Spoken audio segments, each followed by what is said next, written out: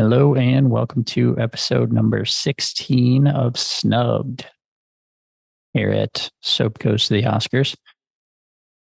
As a reminder, these are the movies that I found from a list that may have been considered snubbed for the Oscars of their year.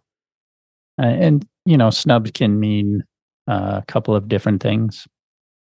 It can either be snubbed entirely from being nominated, as this movie is, or a movie that was nominated could be snubbed for the Oscar.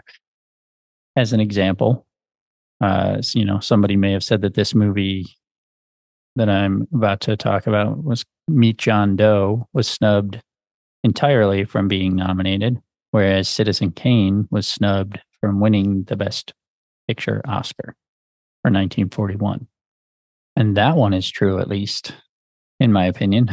So, this movie is called Meet John Doe. It is a 1941 American comedy drama film directed and produced by Frank Capra, written by Robert Riskin and starring Gary Cooper, Barbara Stanwyck, and Edward Arnold.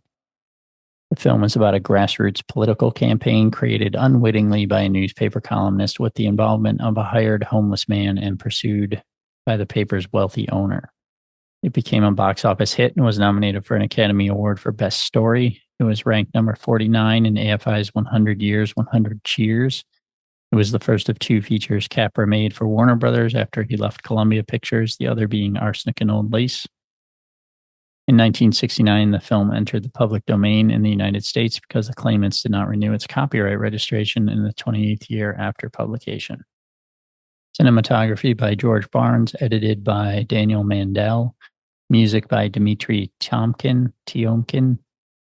Production company Frank Capra Productions, distributed by Warner Brothers, released May 3rd, 1941, with a runtime of 122 minutes.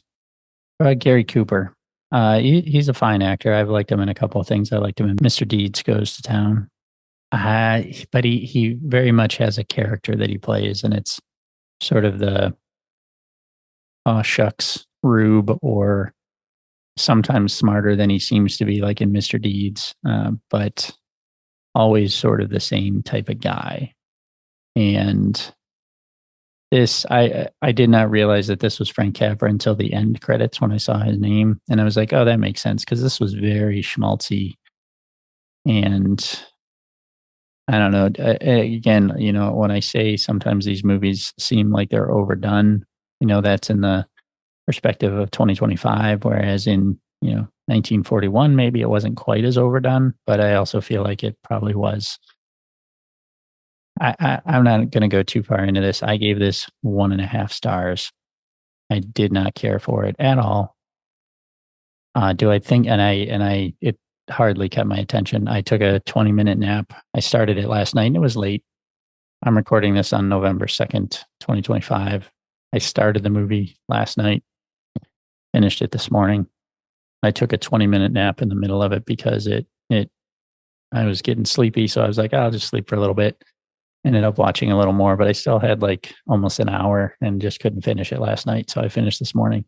Very slow and, kind of predictable. So I didn't care for it. Like I said, 1.5 stars. Do I think it was snubbed? No, I do not. I don't think it should have been nominated, nor would it have won if it was.